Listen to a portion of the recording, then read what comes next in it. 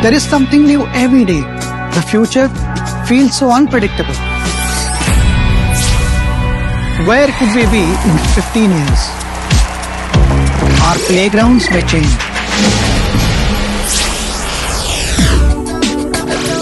Learning may not need classrooms.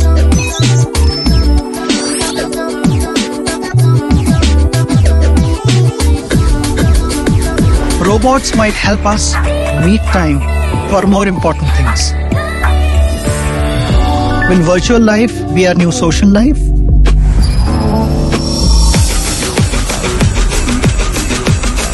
Coming?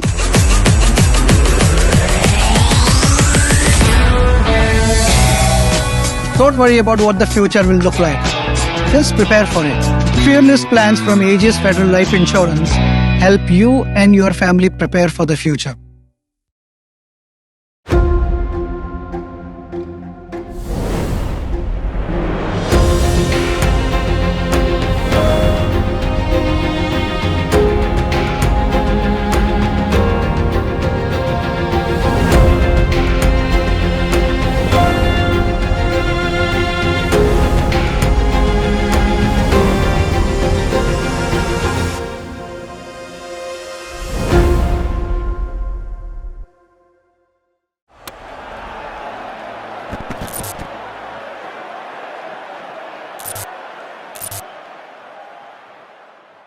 Hello and welcome to a very special episode of Backstage with Boria with Logan Van Beek. Every time you talk about Netherlands cricket, you will have to talk about that particular over against the West Indies. Two crucial points. 30 runs of Jason Holder has bowled time and again under pressure, but Logan Van Beek just tore into him. And then the 2 wickets clearly finished that match off, allowed the Netherlands to carry those 2 points, and then that's what propelled them, some excellent cricket, into the World Cup on Indian soil. What a journey that has been for the team. And joining me today, Logan, thank you very much for joining me. Before anything else, I need to take you back to that particular over. Talk to me. Just describe it. It's all yours. Hello. Yeah, well, thanks for having me on. Now that we've completed the qualification, I can happily, look back on all the games that we played fantastically well. Obviously, that was one game in particular that, I've probably watched a couple of times now, and I still can't quite work out how I hit 30 off the over. It was a bit of a blur at the time, and I guess I was in a bit of a zone, and I was just kind of trying to get as many as we possibly could, and 30 was the magic number, and thankfully it was enough to win that match. And then the 2 wickets. I mean, you did not just let it go. You came back and bowled the over as well. Yeah, well, 30 is a pretty generous total to defend. When the first ball went for 6, I was thinking, well, hold on, what's 5 more sixes is 36, and I was thinking, no, surely not. Surely he's not going to hit 6 sixes. So I thankfully managed to get a couple of good ones in there, and the boys helped me out with a good catch and a good pieces of fielding, and we managed to knock it off. But yeah, it was I ran off, got my bowling boots on. I wasn't really sure who was going to bowl the over, and then Scott came up to me and said, "Hey man, you're going to bowl this over." I said, "All right, well, let's go." And I think I did like one kind of roll of the arm to Max at long off. And I was like, well, let's just go for it. I'm warm. Let's strike while the iron's hot. Thankfully it went my way, and I'm very happy it did. Miracles happen, and it happened for you on that particular night, and it happened for the Netherlands. But now when we look back and, on that journey, several key players missing, a very difficult journey, 2 teams who have played World Cups before, full test status and all of that, to be able to knock them over, come to India, that thing called believe on your dressing room board, everybody's celebrating. Just tell me a little bit about the journey. I mean, how confident were you all? Was it something that you all believed in from the start that you could make it? Take me backstage and give me a sense. Yeah, so Ryan Cook, the fantastic coach we have for the Netherlands, is very much an advocate for team culture and bringing the team together. He had a theme for this tournament, which was row the boat. And so we go back 6 weeks, 7 weeks, and we're on the canals in the Netherlands, in Amsterdam, and we all jumped into boats, and we all were rowing around the canals in Amsterdam. We weren't really sure why we were doing that, but the mastermind that Ryan Cook is wanted to kind of get us the feeling of what it's like to row a boat as a team together and being in unison, and just kind of keep doing the basics as well as we can. So that was the first thing we did, and then from there, a lot of the chats and talk we had was about how do we row this boat as well as we possibly can. And we all got given little individual oars, and we all had to write our names on one side and then a word that we're going to bring to the team. And throughout the tournament, each person would present their oar to the team and talk about why this word is special to them and how they're going to bring this to the team. And over the course of the last 4 weeks, we've had 23 oars put into the team, into the water, and the buy-in from everyone, the trust between everyone, the clarity of roles between everyone, the celebration of people's success by everyone. This team is, one of probably the best experience I've ever had with a team culture. And yes, we were missing a couple of guys that have been regulars in the Dutch team over the last few years. But what we've achieved over the last few weeks is a testament to what team culture can truly do on the world stage. And once we got a little bit of momentum, we were just able to kind of ride that wave. And, we have now qualified. And within the camp, we're actually not super surprised about it, because we just had this feeling amongst ourselves that we were going to do it. Probably to the outside world, it looks like, wow, this is, a bit of an underdog story. But it just shows that if you get guys to buy in and get everyone on the same page, guys will walk onto the field and they will do anything they possibly can to win. And some of the matches we had and some of the performances we had in those matches just shows that they were willing to do anything they possibly could to win the match. That's a fantastic answer. I mean, anybody, that's actually a business school kind of answer. The whole OR story and about leadership and team building and team culture. Fascinating. And as an academic myself, love that. Now that you are going to be in India, you're going to be back there in that World Cup. I go back to 2003 and the Dutch sort of bowled India out for 204. Baz de Leader's father, Tim, got the man of the match for wickets. You'll be playing in front of big crowds and Indian soil, and that's the big stage. That's the big boys. I mean, on telly, millions watching. Thoughts on that? I mean, that's going to be an experience. It's going to be, probably all of our highest cricketing experience that you could possibly think of. To be able to play a World Cup in India in front of, the best fans in the world, and to be playing the best in the world on the highest stage, you can't ask for, anything higher. I've always dreamed of playing a 50-over World Cup. I was born in New Zealand, and I was thinking that it was going to be in it with New Zealand. I was hoping to play in the 2015 World Cup, but didn't make it. 2019 rolled around and unfortunately didn't make it.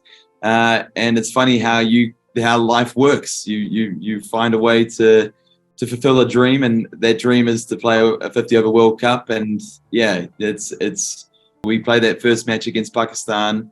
We're going to level up again, and we're going to put our oars back in the water, and we're going to keep rowing that boat as around India.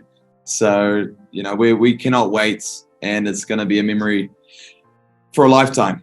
And so you must be, I mean, as a player, you said 2015, 2019, good things happen to good people. Is this the high point then? Will this be, if I'm right to say, is this the high point of your career? This is the high point of my career. I've been playing now for 12 years, professional cricket. And, I hope that there's many more memories and games and tournaments that I can play in the future. But sitting here right now, knowing that, we're about to play a World Cup in India, the mecca of cricket, it's it's exciting. It's, a little bit nerve-wracking, but it's also just, I'm so grateful to be in this position, and I'm going to do everything I possibly can to be as prepared, as ready. But as well, when I get there, I'm going to lap up, the experience. I'm going to get around the people of India. I'm going to get around the fans. I've had I played a 2016 T20 World Cup in Dharamshala, and then I also toured with the New Zealand A last year. And the fans there were, fantastic. I managed to play some street cricket with some fans that I managed to record on my Instagram, and it was just the love you get from Indian cricket fans compared to when I'm walking along the street in New Zealand or in the Netherlands where no one knows me from a bar of soap. It's a different world, and it's something that it's an experience that you want, anyone to feel, just to feel like you're this, I don't know, you just feel famous for, a short while, which is going to be exciting. The 30 run over is being talked about in India big time. And trust me, mate, if you come here and do a good World Cup, you're an all-rounder, you're much in demand, and the IPL might just open up. And who knows? I mean, Logan Van Beek, come on, we'll see you in the IPL also in 2024. And that's what it is. I mean, your dreams do come true. I mean, do these thoughts come to you? Because as a professional athlete, I'm sure you want to play the IPL. You want to be part of that. And you have the ability. We've seen that. You've been, Jason Holder, one of the best ever. You've taken him apart. You've proven that. Thoughts? The IPL is something that I've always dreamed of playing. And as you get a little bit older, you think that dream is slipping away. But my quote that I live by is get knocked down 7, get up 8. And I know as many times as that I get pushbacks and injuries, performances, selection, whatever it is, I know that I'm going to pick myself back up and give myself the best opportunity to succeed. And the 30 run over a couple of weeks ago was a testament to picking myself back up and just myself in a position to succeed and getting my mind in a better place to be able to execute in those moments. But it's just keeping my body fit so that I can be in those situations and have an opportunity to do something special. And so, yes, of course, you go to the World Cup, you manage to do a couple more performances like that, and things like the IPL and other T20 leagues open up. And, I hope that I'm involved in the 2024 IPL. I'm going to do my utmost to be there. But that comes from, again, doing all those small things that I do every day in terms of practicing, in terms of looking after my body, in terms of improving, having that growth mindset, and making sure that when I get to India, that I'm an even better cricketer than I was in these last few weeks in the last 10 years. So what I have been hugely impressed by is the standard of your cricket all of a sudden over the last year or so. I mean, there is a consistency to the team. Despite the lack of facilities or maybe less money or stardom or whatever it is compared to, say, soccer or any other sport. I mean, you all have been able to punch above your weight or scale a certain high, which is admirable. Can you tell me about that? I mean, is it the passion in the dressing room? Is it the coaching? Is it the players themselves who come together and push the bar up? Give me a sense of how is it that despite all the adversity, you all have been able to achieve what you've been able to achieve? Yeah, so in the Netherlands, there's only 3 contracted players. All the rest of the players are on these part-time kind of little deals. Half the team has a job and work full-time.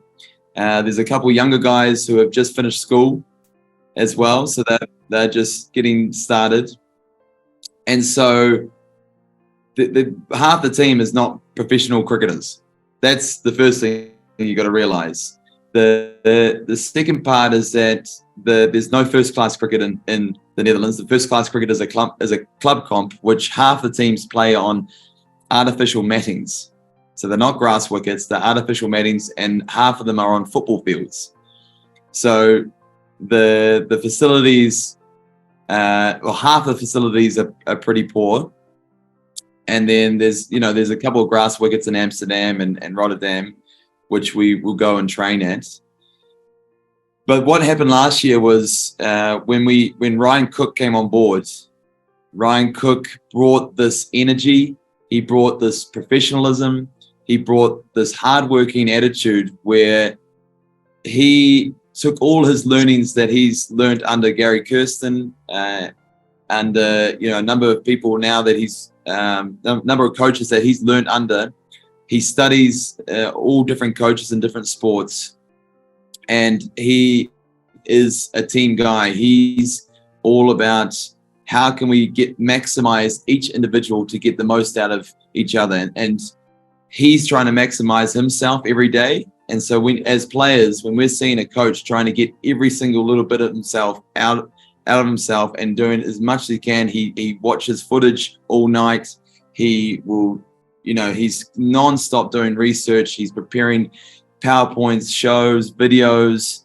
Every meeting is clear. His messaging is on point. And so that has kind of galvanized the team so that when guys coming in and out of the team, they're getting a consistent pattern of how we go about Dutch cricket. And he's brought in now Ryan van Niekerk and Heino Kuhn, who are two of his close confidants in terms of a bowling coach and a batting coach. They have worked together in a very tight unit, and also a physio and a strength and conditioning coach who are all their own team within the team. And we've got a captain-coach relationship between Scott Edwards and Ryan Cook, which is very close. So the messaging across the board is clear with all the coaches, from the coach to the captain, and then to the coach to the captain to all the players. So everyone's getting, clear communication. Everyone's clear on their roles that they're needed for the team, and the style of cricket that we want to play. Everyone is bought into that style. We're running our heads off between the wickets. We've kind of called it total cricket, where we're going to do as much as we can, wherever we can, whether it's to get the job done.